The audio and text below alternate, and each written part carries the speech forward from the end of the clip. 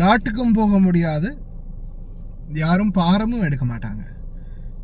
அப்போ எங்களுடைய நிலைமை தான் என்ன? நாங்கள் எப்படி தான் நாட்டுக்கு போகிறது? அஸ்ஸலாமு அலைக்கும் வரஹ்மத்துல்லாஹி வபரகாத்துஹு. அன்பாத அனைத்து உறவுகளுக்கும் இனிய மதிய வணக்கம். எங்களால் நாட்டுக்கு போக முடியல, நாட்டுக்கு நாங்கள் போகணும், அம்மாவுக்கு சுகம் இல்லை, அது இருக்குது இது இருக்குது, அந்த மாதிரி பிரச்சனை இந்த மாதிரி பிரச்சனைன்னு இப்போ நிறைய பேர் நாட்டுக்கு போக முயற்சி பண்ணுறாங்க. ஆனால் எந்த வழியும் இல்லை. சிலர் பணம் கொடுக்கறதுக்கு முயற்சி பண்ணுறாங்க, பணம் கொடுத்து போகலாம் அப்படின்னு நினைக்கிறாங்க, போகிறதுக்கு முயற்சி பண்ணுறாங்க. ஆனால் அப்படி நீங்கள் போகணும்னு நினைச்சாலும் கூட 1 மாதம் இல்லாது 2 மாதமாவது குறைந்தபட்சம் நீங்கள் ஜெயிலில் இருக்க வரும். அகாமா இல்லாதவங்க, குவைத்தில் சட்டவிரோதமாக தங்கி இருக்கிறவங்க, கஃபீலால் கேன்சல் செய்யப்பட்டவங்க, இப்படி பல பேருடைய புலம்பல்கள் தொடர்ந்து ஒரு நாளைக்கு வரக்கூடிய மெசேஜில் பார்த்தீங்கன்னா நூற்றுக்கணக்கான மெசேஜ்கள் இது சம்பந்தமான கேள்விகளோடு தான் வருது. வரக்கூடிய பல மெசேஜ்களில் அதிகமான மெசேஜ் இது சம்பந்தமாக தான் வருது. இதில் நூற்றுக்கணக்கான பேர் கேட்குற ஒரே ஒரு கேள்வி, அவசரமாக நாட்டுக்கு போகணும், ஏதாவது வழி இருக்குதா அப்படின்னு. அவசரமாக நாட்டுக்கு போகிறதுக்கு இப்போதைக்கு எந்த வழியுமே இல்லை. பொறுமையாக இருந்து அரசாங்கத்தால் ஒன்று பொது மன்னிப்பு தரதுக்குரிய வாய்ப்பு இருக்குது. ஆனால் பொறுமையாக இருக்கணும், அவசரப்பட்டாலாம் முடியாது. கொஞ்சம் பொறுமையாக இருக்கணும். அதுக்குரிய டேட்டு, அதுக்குரிய ஏற்பாடுகள் தெரியும் தானே, அவங்க ஏற்பாடு பண்ணிவிட்டு அனௌன்ஸ்மெண்ட் பண்ணுவாங்க. உள்துறை அமைச்சர் ஷேக் ஃபஹத் யூசுப் சவுத் அல் சபா அவர்களுடைய இப்போ ரீசெண்டான ஒரு வீடியோ ஒன்றும் சமூக ஊடகங்களில் பரவுது. அதுவும் பார்த்திங்கன்னா இப்போதைய வீடியோ இல்லை, அது போன முறை இதுக்கு முன்னாடி 2024 தந்து இந்த வீடியோ. இது பழைய வீடியோ, போன முறை பொது மன்னிப்பு தரத்துக்காக போட்ட வீடியோ. இந்த வீடியோ இப்போதைய வீடியோ இல்லை. அதனால் தயவு செய்து இந்த வீடியோ யாரும் தவறான முறையில் பகிராதீங்க. அது பழைய வீடியோ. அதில் நிறைய விடயங்கள், பொது மன்னிப்பு, ஃபேமிலி வீசா, விசிட் வீசா, சட்டவிரோதமான செயல்பாடுகளை ஈடுபடுறவங்களுக்கு எதிரான நடவடிக்கைகள், அதை பற்றி தான் உள்துறை அமைச்சர் ஷேக் ஃபஹத் யூசுப் சவுத் அல் சபா அவர்கள் தெரிவிச்சிருந்தாங்க. ஆனால் இப்போதைக்கு அப்போ எங்களுக்கு என்ன தான் வழி, எப்படி தான் போகிறது அப்படின்னு கேட்டிங்கன்னா பொறுமையாக இருந்து தான் ஆகணும். ஏன்னா இதுக்கு முன்னாடியும் நடந்த பிரச்சனையால் இப்போ ஷெல்டர் சென்டர்களில் பாரம் எடுக்கிறாங்கல்ல, அது மிகப்பெரிய ஒரு பிரச்சனையாக மாறி இருக்குது. அது என்ன காரணத்துக்காக, யார் சொல்லி இந்த மாதிரியான போராட்டத்தை நடத்தினாங்க அப்படின்றது இதுவரையிலையும் வெளி வரலை. ஆனால் அவங்க எடுத்த அந்த முயற்சி, அவங்க நாட்டுக்கு போகிறதுக்கு சாதாரணமாக நினைக்கிறேன் இன்னும் ஒரு 1-2 வீக்ஸில் அவங்க நாட்டுக்கு போவாங்க, அவங்கள நாட்டுக்கு அனுப்பிடுவாங்க.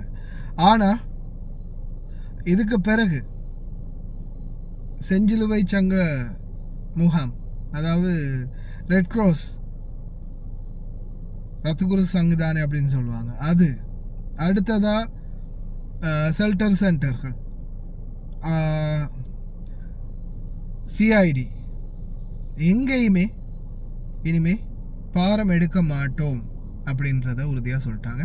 அதே மாதிரி நீங்கள் தூதரகத்துக்கு போயும் வேலை இல்லை, ஏன்னா தூதரகத்திலையும் அவங்கள இப்போதைக்கு பதிவு செய்கிறதோ பாரம் எடுக்கிறதோ எதுவுமே பண்ண மாட்டாங்க.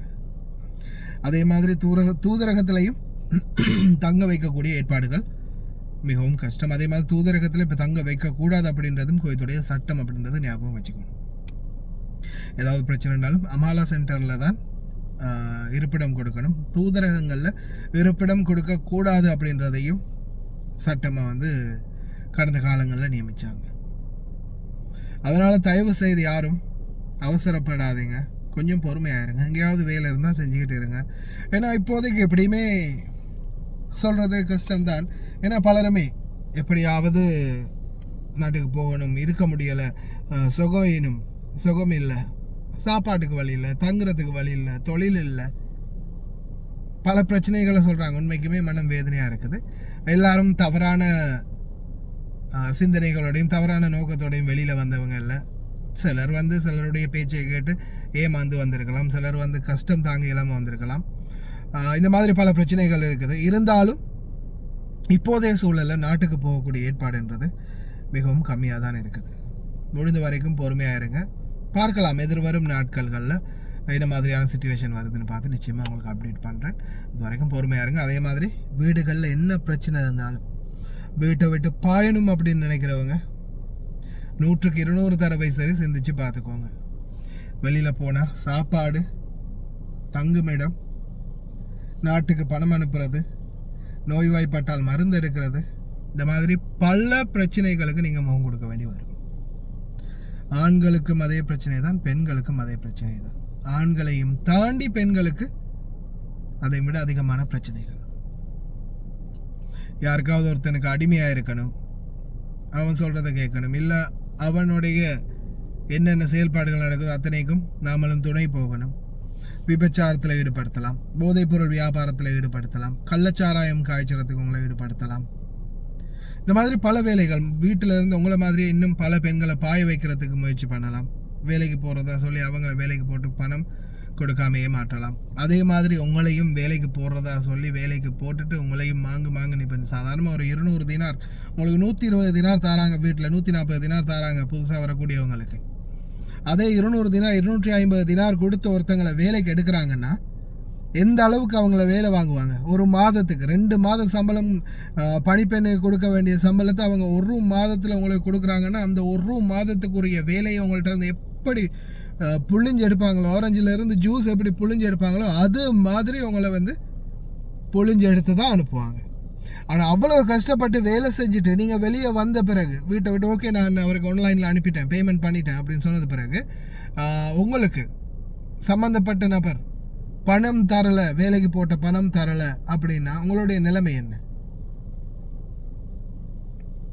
சிந்தித்து செயல்படுங்க.